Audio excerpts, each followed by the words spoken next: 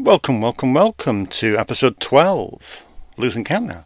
Episode 12 of Inside the Video Store. Thank you again for watching and joining in. Greatly appreciated. We've got a busy week lined up. I mean, look at this. Look at this. Poor you. You'll be stuck here for hours and cursing me. No doubt. Yeah, it is the last week of the month, and typically it is a crazy week. Oh, have I left my birthday card in an obvious place? How careless. Anyway, let's have a look at the brand. So we've got the contemporary releases, the brand new, recent releases. Then we got the boutique releases as well. So we're going to whiz through. We're not going to spend too much time. First up, one of the biggest releases of the year, no doubt, is June Part 2, rather. Took a whacking great $700 million at the box office. Got it here on DVD and Blu-ray.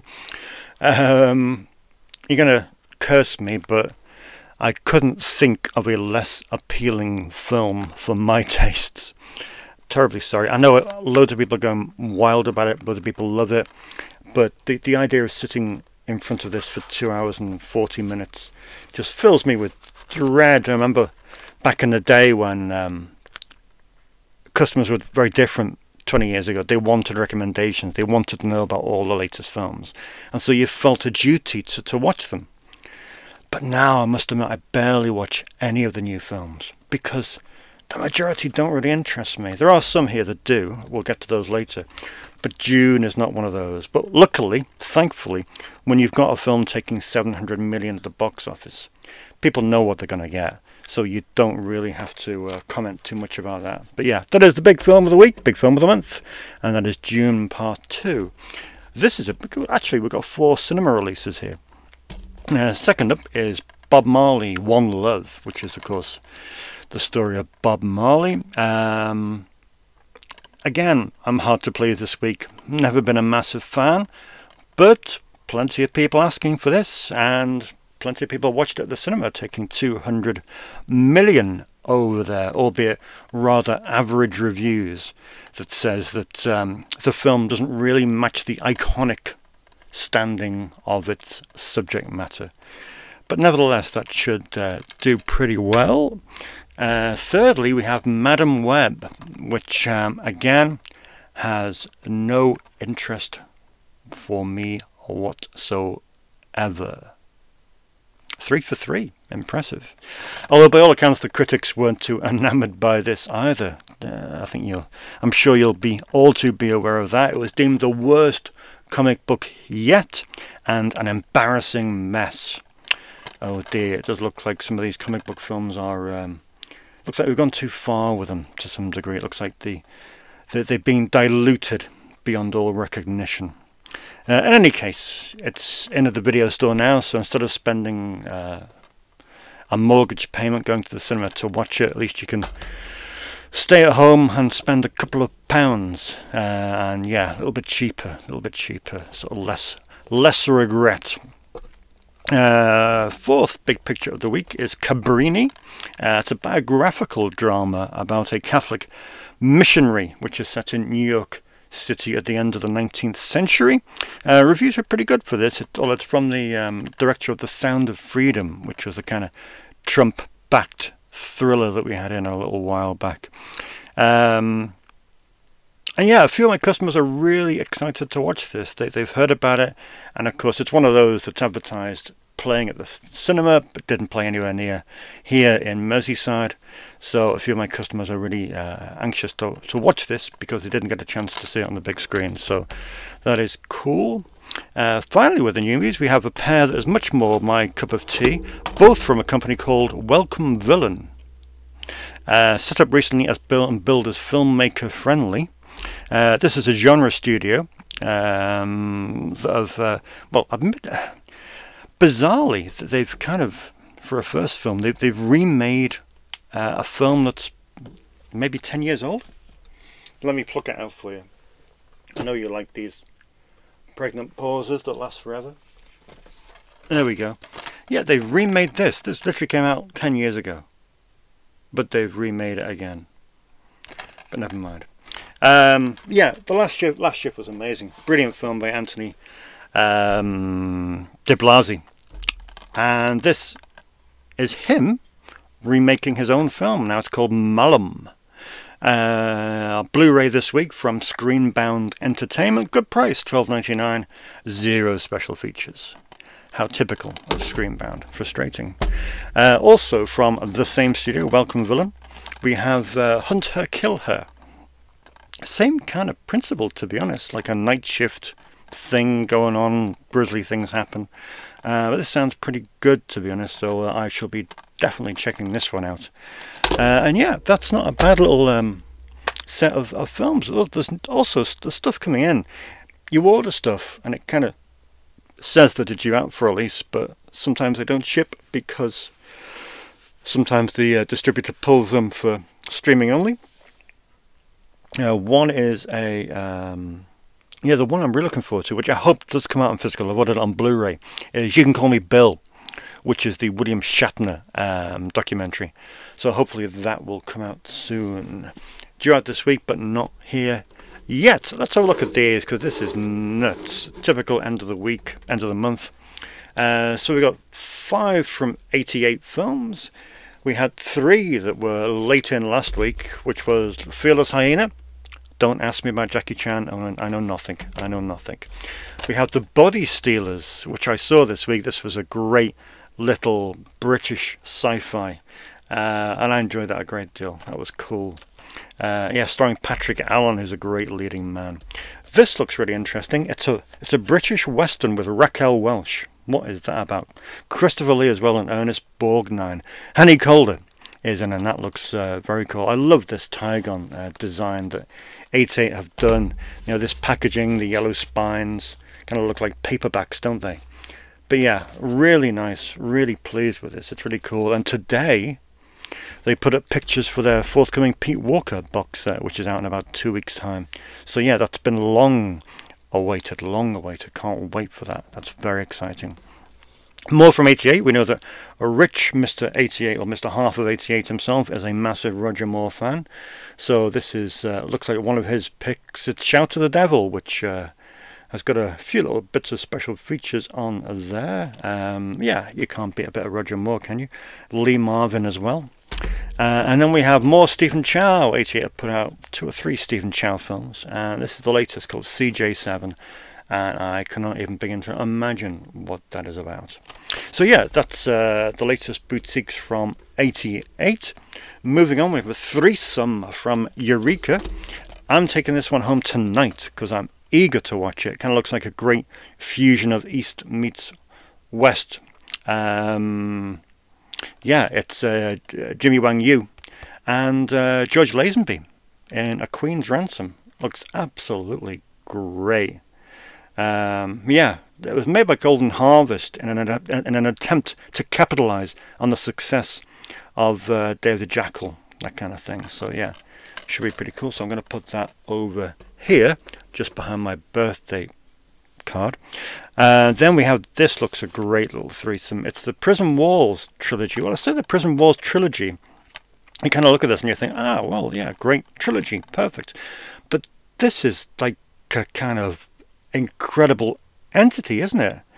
I mean, this guy, the lead guy, Ten Kakakura, he reprised that role in another 7 films, and then a further 8 installments were made. So it's like 15, 18 films. Crazy. Anyway, this looks really good. Yeah, prison set. Drama stroke thriller stroke violent action movie. Looks cool. And also we have a very, looks like old school kung fu movie, or wuxia as they call them, The Valiant Ones. Again, another great Blu-ray put out by Masters of Cinema. I know they used to release a more diverse mix of films, and a few people are getting quite frustrated with the fact that they are devoting themselves almost entirely to cinema of the Far East. But you know, you can't say no to this stuff, really, can you? Because it's such high quality, and the editions themselves are so well produced. I saw this a few days ago, not for the first time, and it is really, really cool. The Blu-ray looks amazing. It's the new one from Radiance. It's Planet of the Vampires, Mario Bava's film from 1965. Great edition. Bit of a challenge to get the old booklet and disc out, you know, needs a bit of work. But yeah, very good. Enjoyed it. So stylish. Such a stylish film, isn't it? Wonderful. So yeah, that's a really cool release. I've been asked so many times for Planet of the Vampires over the last 10, 15 years or so that it's great to finally have it in such a lavish edition. Now this was a blind buy from Radiance, because I don't buy every Radiance release because I don't feel as though they have the same rental appeal as 88, Eureka and Arrow, and Indicator to some extent, and your budget only goes so far. But this Shinobi set looks absolutely terrific. Yeah, 3 ninja classics look great. Can't wait to get stuck into these. These are 3 that I will definitely watch.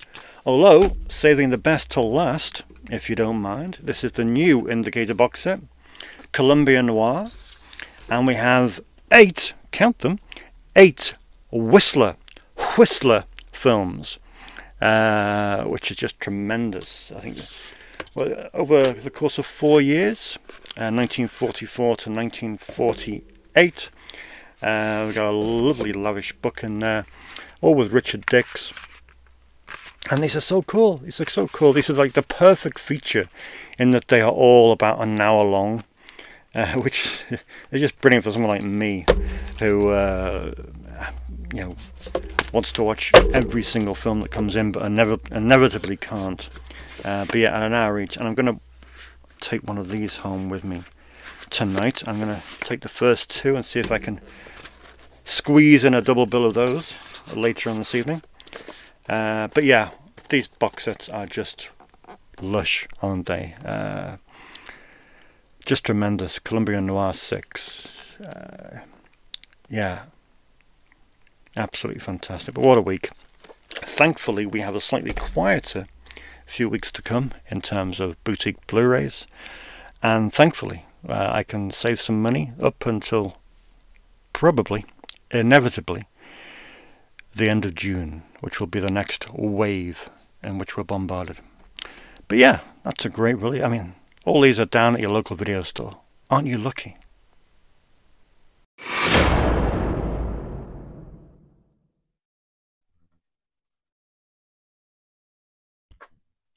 Oh, it's you. You've come for a little tour, I believe. So today we're going to have a look at AGFA.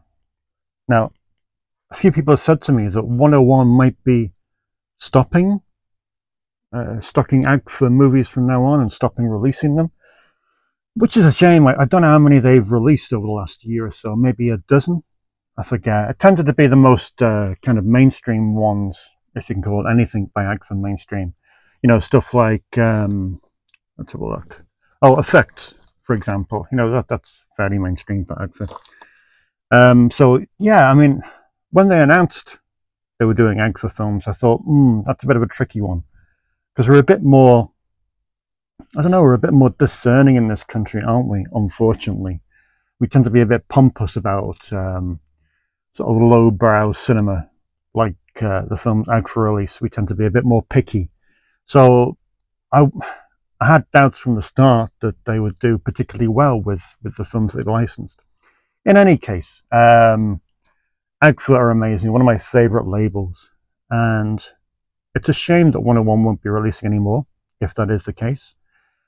But nevertheless, if you're still keen on picking some up, you know, in the Vinegar Syndrome sales that they have, some you can get for as little as £14, £15, which is a bargain.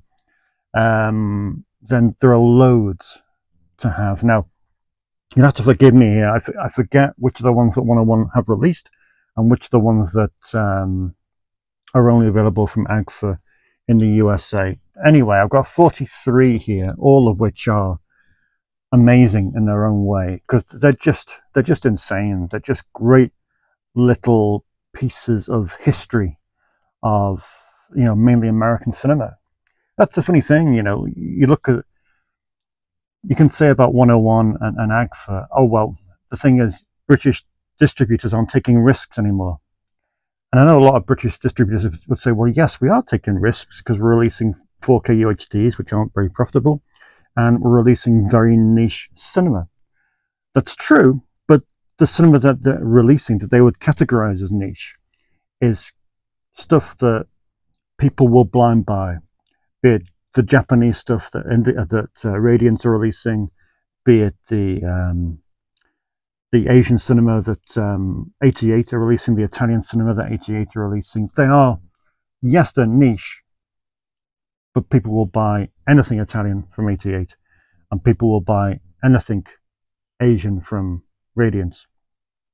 Whereas American genre cinema people tend to be a bit more picky about. They won't just blanket buy the whole thing. They'll kind of cherry pick. So with the genre cinema, I do think it's a harder sell in this country than some of the Italian and the Asian cinema. But yeah, that's just my opinion. I might be completely wrong.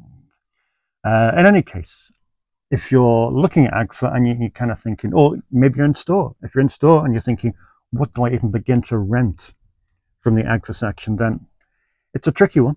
I mean, personally, I would gravitate first to this beast. I mean, look at it. The films of Doris Wishman, just absolute heroine of filmmaking. I love the way these are magnetized so they kind of stick together like that. Brilliant.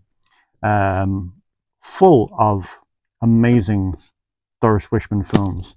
Stuff that, you know so well, like Nude on the Moon, for example. They're great. They are just a little box of someone's almost entire career.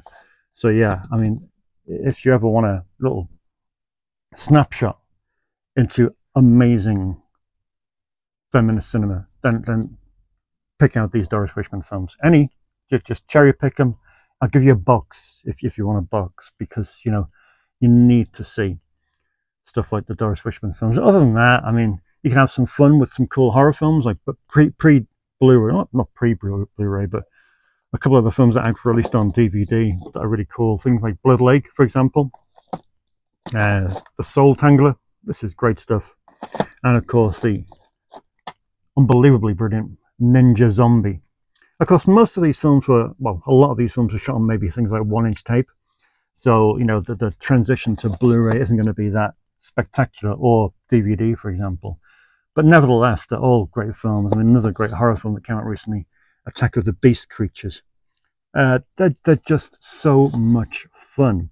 And you can see, I mean, you can see why 101 wouldn't want to release every AGFA film. Because take this, I mean, this was a bit of a slog. Dracula, the Dirty Old Man. Interesting, but I don't think it'll be selling very big numbers over here. Now, I forget what 101 released of the AGFAs, but just to pick some out for you, save me harping on for too long. I love The Curious Case of Dr. Hump. I think it's absolutely brilliant. Is it Argentinian? Yeah, Argentinian, but this is a great film. And the cool thing about AGFA movies is they usually have a bonus feature, like a whole feature as a bonus, which is brilliant. Something really weird and unusual. What else we got here? Boarding House. A few people have rented this and not been that thrilled by it, but I quite liked it. I thought it was an interesting little kind of slasher weird thing. Shot on video, of course. What else we got here? Effects I mentioned. I mean, this is my favorite AGFA release, even beyond Doris Wishman, and that is Sometimes Aunt Martha Does Dreadful Things. It's a superb film. Like it says on the back, it drops somewhere between Pink Flamingos and an episode of The Brady Bunch. I mean, what's not to love? I have, though, kept the DVD with this, the DVD as well as the Blu, because the DVD has a David Dakota commentary, which is essential. Controversially dropped for the Blu-ray, which was outrageous. Lady Street Fighter, I think they've released that over here, haven't they? 101, yep. So you know all about that. Monster of Camp Sunshine, I don't know if they released, but it's an excellent, great little monster movie from the early 60s, 1961 on that one. Jungle Trap, I think they released also, but it's got a fascinating history surrounding it, whereby I think it was started, then finished late on by, well, they finished by some of the guys that are Bleeding Skull, I think it was. What else we got here? Another one of my absolute favorites is God Monster of Indian Flats. Really recommend that. Another great monster movie. This one from 1973. And oh, obviously the Squid and the Claw, which is just immense fun. Absolutely immense fun. Yeah, Turkish. Outrageous. The McPherson tape is terrifying. Highly recommended as well. And of course, you got some great Ed Wood stuff there with The Violent Years. Yeah, so that's about it. Oh yeah, what really happened to Baby Jane is an excellent little feature, as is, while we're on the same territory, as is The Leather Boys, of course, British film. I think this was released by the BFI at some stage. But yeah, really interesting. Starring Rita Tushingham, Dudley Sutton, and directed, unbelievably, by Sidney J. Fury. So yeah, ironically, maybe that is like the most mainstream film that AGFA have released. So yeah, that's a little glimpse at AGFA, really. Like I said, I've got 43. I've ordered a couple more on their way that have been released recently. And yeah, again, it's just one of those labels that pretty much every single release is worth picking up.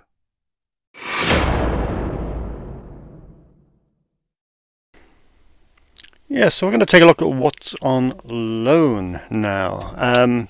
Again, another great week, really. A few of these have come back in and gone back out, or gone back out and come back in fairly quickly within the space of a week, so hence they don't have a film on loan tag on them. But there's another good range of films that we've never featured before. One of my customers is going through 90s cinema. Stuff that they feel they missed out on because they're too young. And they've got a great list, and they're going through some sort of pivotal films from the 90s, like The Fugitive and that kind of thing. This week's pick is Shine, recommended by myself because I saw this at the cinema, which makes me feel old. I really do love this film. Geoffrey Rush, rarely been better. Scott Hicks, rarely been better. But yeah, great film, so that's pretty cool. It's a first time rental for Golden Needles, which has never been out before. One of my customers took this. Directed, of course, by Robert Clouse, who did Enter the Dragon, I think. And it's just got a great cast. You got Anne Southern, Jim Kelly, and, of course, the king of badass fellas, Joe Don Baker. So yeah, this went down well. The guy rented it, returned it, and loved it. So Golden Needles is on my list. Can't wait to see them. Great little label called Monster. They're still around, you know. I don't know if they're releasing on physical anymore. I think it might just be streaming. But they put out a load of films, a lot of really good films. Some really did push the envelope as well, that type of cinema. And this was one of the best. Excision. Really did love this. One of my new customers rented this, and quite envious of them watching it for the first time. Yeah, Annalyn McCord is in it, and Tracy Lords, of course. Tracy Lords, good lord.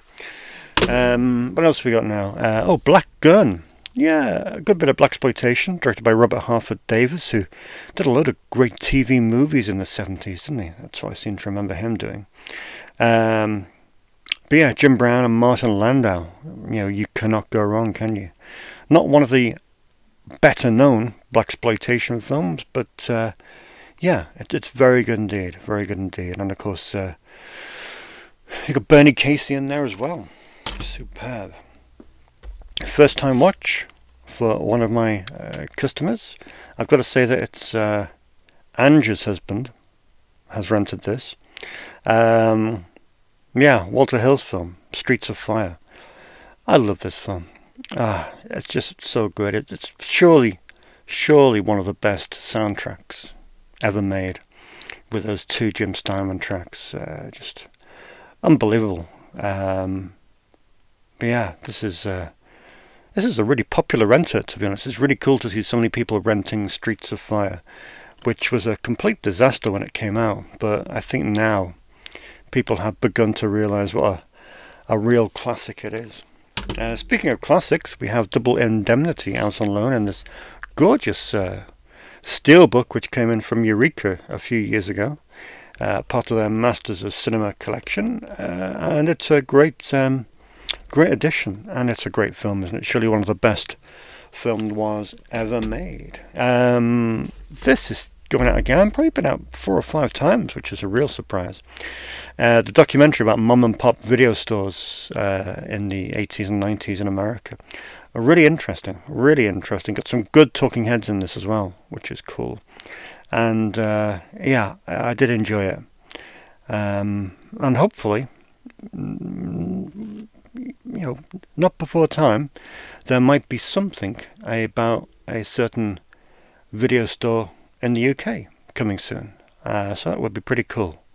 We'll see. Early days, but let us see. But yeah, good to see that. This film, Paul Anderson's film Soldier, this is skyrocketed on physical media, and we do. It's a great little film, isn't it? And we deserve better than this. I mean, look at. Did it ever been out on Blu-ray? I don't think it has, but I might be wrong. But yeah, this could do with an upgrade. This could do. Imagine this coming out on a boutique label. This would sell gangbusters. Who put it out? Warner's. Ah, right. So it's going to be Warner Archive putting it out. Well, fingers crossed, because this has aged quite well, I think, like a fine wine.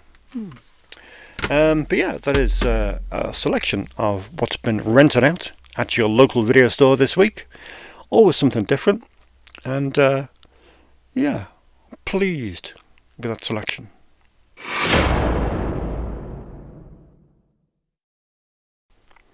No quiz again this week, sorry people. I'm still behind with sending stuff out from the past 3 quizzes. So pardon me for being a bit late with those. Juggling plates at the moment, a little bit crazy. So yeah, no quiz. We're going to have a look at the comments in a second. Normally we have a what's in the box, don't we? But see, I have got a box over there, but I'm not allowed to show you part of the contents because that's for next week's show. So I have got a few new bits.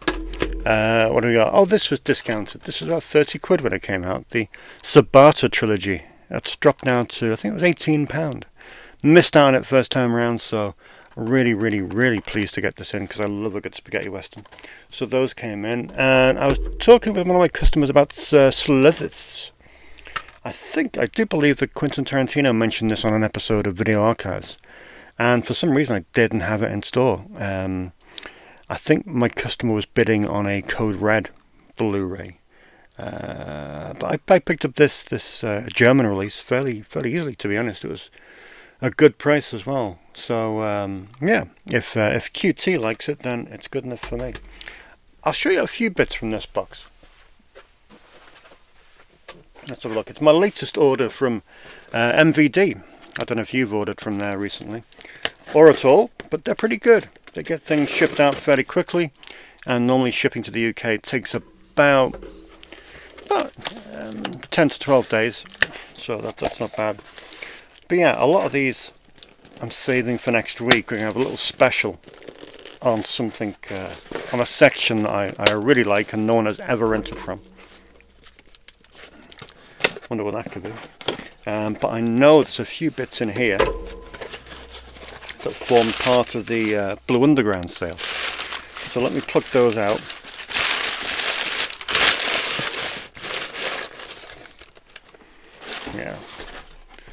Yeah, there we go. These were crazy. These were £9 each. Again, more spaghettis. We've got a bullet for the General with Klaus Kinski. Yeah, directed by Demio Demiani. Very cool indeed. So, soundtrack by Ennio Morricone. So one of the best spaghetti westerns. Got Franco Nero, Man, Pride and Vengeance. Very cool. Commentary from C. Courtney Joyner as well. One of my favourite audio commentary guys. What else do we got? Oh, Companeros from Sergio Corbucci. That is very cool. Another C. Courtney Joyner and Henry Park commentary. And finally we have Get Mean, starring Tony Anthony. Directed by Ferdinando Baldi. Excellent. Oh, so these are great. I mean, for £9 each. I don't think any of these have had a British release. So I'm really excited about getting those in. Because they really do beef up. I've already got a ridiculous spaghetti western section with probably about 70 or 80 spaghetti westerns in. But these are excellent to have in. Really pleased with those.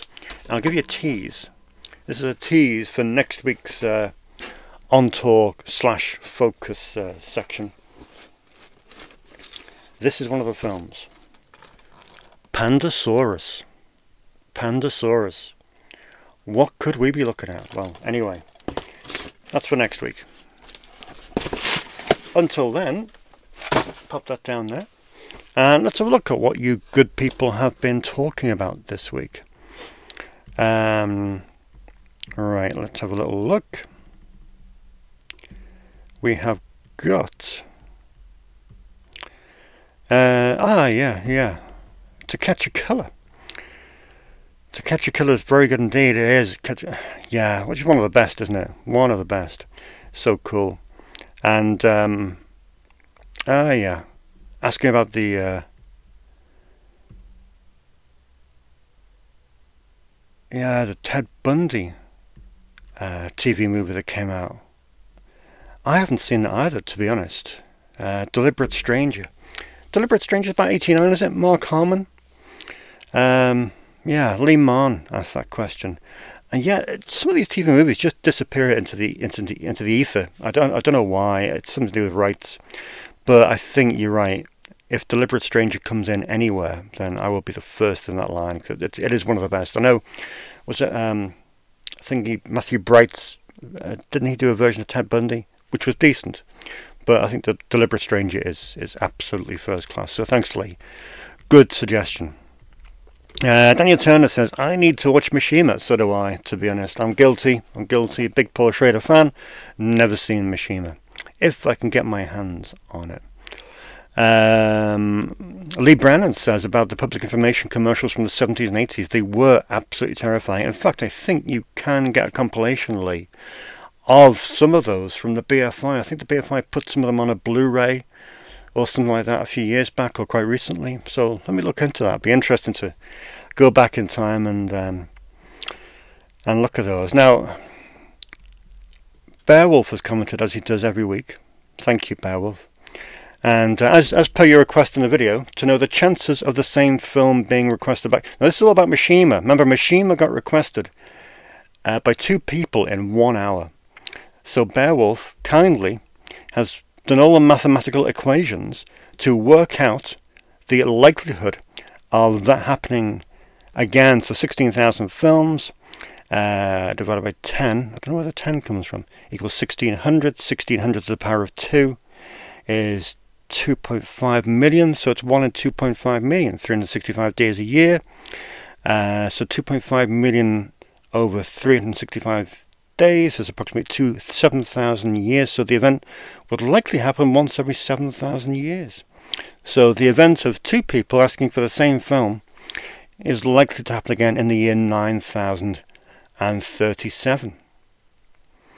Thank you, Beowulf. That's good detail. Good detail. Keep it up. Keep it up. Yeah, I asked a question about May December. May December, of course, was picked up by Sky over here in this country, the Todd Haynes film, and I wondered whether Netflix in the UK would Netflix in the US would put out a physical release of it over there, because I thought, well, that's something they don't really do. And Scolded has mentioned that, unlikely for a physical release in the States. Yeah, that's a shame. And he says he doesn't watch the Asylum films too often, but in the last 6 months he's seen a few because of Jose Prendes. And I must say they have been surprisingly okay. Don't be surprised. Don't be surprised, because they are okay. Ignore the haters. Asylum movies are good fun. And yes, Cinema Dave Media agrees with that former comment and says that big Todd Haynes fan, but it looks like there will be no US release here for May, December, which is disappointing. Yeah, it is disappointing because I wish you guys over there could get it, because the few people that have rented it so far over here have absolutely been blown away by it. So it's definitely going to be one of the best films of the year, I reckon. Deluxe Monday says, our Asylum discussion was great timing, as a few of his friends were discussing them in a Discord that he's in. I don't know what that is, but I'll just pretend to be down with the kids and say, right, cool. What are my thoughts on anime? I assume you stock it. Funnily enough, no, I don't. I know that's outrageous. I had a fairly big anime section about 15 years ago, never shifted. And the sheer volume of anime releases that comes out, it's impossible to keep up with. They're really expensive, and just from a business point of view, I had to make the decision that unfortunately it can't be something that I can try and keep on top of, really, because it is just a behemoth of an entity, and too much, unfortunately. Jonah Fish loved the spotlight on Sci-Fi and the Asylum. He and his friends would watch them from Blockbuster and have a great time checking them out. One that he remembers that he really enjoyed was called Ghostquake with Danny Trejo. Never seen Ghostquake, not got Ghostquake, meant to look up Ghostquake. I will look up Ghostquake. Yeah, Ant Munford asked, would you consider a new weekly feature where you talk briefly about what you've been watching that week and your thoughts on them? See, I would love to do that. I watch about 7 or 8 films a week, which works out around about 400 films a year. But unfortunately, most of the films I watch are stuff that I'm working on for either a book or an essay or a Blu-ray release. So unfortunately, it's not that interesting. You know, I'm just finishing this Gary Graver biography at the moment. So literally the past 5 nights, all I've watched is hardcore porn.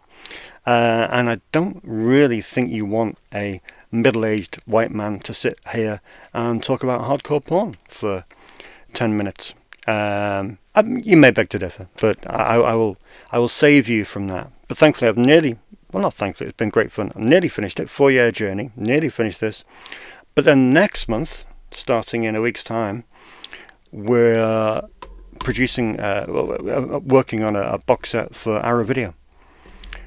And so all of the films I watch in June will be connected and part of the research for this new box set. Which means I can't really tell you what I'm watching because it hasn't been announced yet. So kind of hands are tied. However, when I get my life back, hopefully in July, and I start watching what I want to watch, then yeah, I will definitely report back to you and talk about what I've been watching this week, and we can have a little conversation about them. Don't Tell Show mentioned about a mail rental service, which is not renting mails. I mean, by post. Oh, yeah, you never know, it might come in handy. Yeah, it's a good idea. I know 20th Century Flicks do it in Bristol, but I just don't trust the Royal Mail. And I think, for me, I need my customers to come in here. I need to look them in the eye, see them face to face, have a conversation, because I need to get that out of it. I appreciate that people just want to rent movies, but I don't want to take away the shop. The shop is so important. People coming in here physically and seeing each other in the flesh, not literally. That's the really important thing to me. So I'm really, really reluctant to do a rental by post thing. I know you'd probably love to be a part of it, but I'm afraid not. BM Squared mentioned how 88 have moved their warehouse over to Germany, so deliveries can be a bit hit and miss, because of course we got those 3 boutique releases a little bit late, didn't we? Beowulf again asks, where did the name Snips come from? Is it like a snippet of a movie? Well, no, because it was called Snips back in 1976. It was the idea of my mum. Because when we first started, my dad was really into women's clothing. I don't mean wearing them, I mean selling them. Yeah. So back then in the old lingo, a snip was regarded to be a bargain. If something was cheap, if something was a good price, a fair price, an affordable price, it was regarded as a snip. That's a snip at that price. So hence Snips was born. And to be honest, it still kind of works today, because a snip can be in terms of film and editing, and also a snip is cheap because, you know, it is frighteningly cheap to rent movies here. When you think you can rent, I don't know, this £30 copy of Little Darlings on UHD for £1.66, then that is a snip, because that is a bargain. Yeah, Ogle Media sounds like a certain chocolate company's name. It does. Quite a selection box, says Dr. Impossible of Counterpunk. And yeah, that's pretty much all the comments for this week. Very cool indeed. Keep them coming. It's really, really great to read them. That's the best part of doing this thing, to be honest, is reading people's thoughts and opinions and ideas, and yeah, just hearing their stories. So really pleased about that, and thank you for sharing. So yeah, we'll have some more comments next week, but we best hurry up because we're a little bit late and we need to do a Sleeping Giant.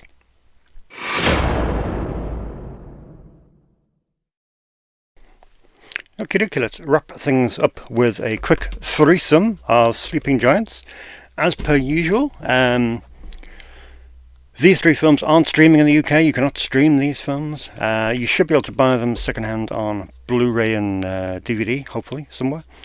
So that's good news. But yeah, again, week 12 we're on now. That's 36 films not streaming. All brilliant films. Go back and rewind and look.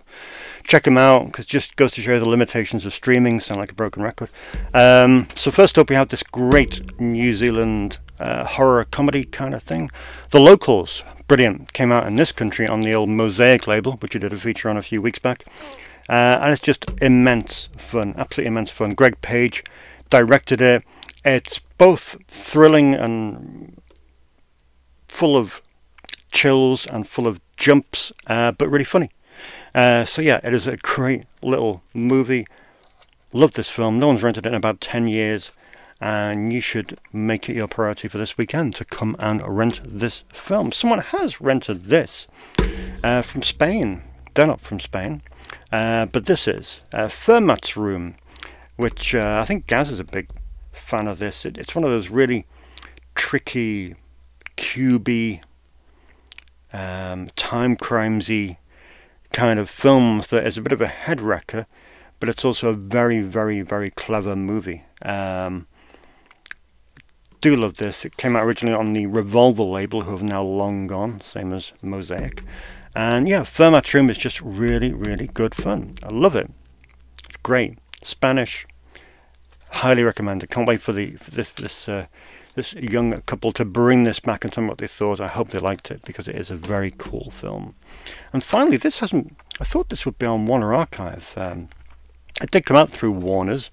I got the. I imported a Blu-ray from the States, because it's a region-free Blu-ray. But this is, in my opinion, one of Burt Reynolds' best films. It's not streaming. Hooper. I used to be obsessed with stuntmen as a kid. And funnily enough, Burt Reynolds was the first actor I had any kind of obsession on. I wrote an essay about Burt Reynolds when I was 10. And I spelt his name wrong. I can still remember this big red mark through his name. But yeah, Hal Needham directed this. And yeah, what an icon Burt Reynolds was. And it's a great story. It's a great insight. I mean, Burt Reynolds notoriously hung around with a lot of stuntmen and was very close to that industry. So this is really a quite accurate window upon that trade. And it really is very good. One of my favourite Burt Reynolds films of all time. And not a great renter. Not streaming, but it should be, because it's really, really, really, really, really, really cool. Anyway, that is it, finally. Long show. And thank you for watching. As usual, you can check us out on, I don't know why I say us, there's only me. You can check us out, Multiple Personality Syndrome, On Facebook, if you type in Snips Movies, you can find the store. Please like the page, or Instagram, which is a bit more fun and less Zuckerbergian. Not much. But yeah, type in again Snips Movies in the search bar, or you can follow me on the app formerly known as Twitter, where I am at the Dave Wain, which is really no holes barred. But yeah, thank you again for watching. Please comment freely. Doesn't have to be nice. Although everyone has been nice. That's the thing. 12 weeks and everyone's been nice, which is quite something in the world of the internet. But yes, that's enough from me. You've had enough of me today. Overload, and I will see you in 7 days' time.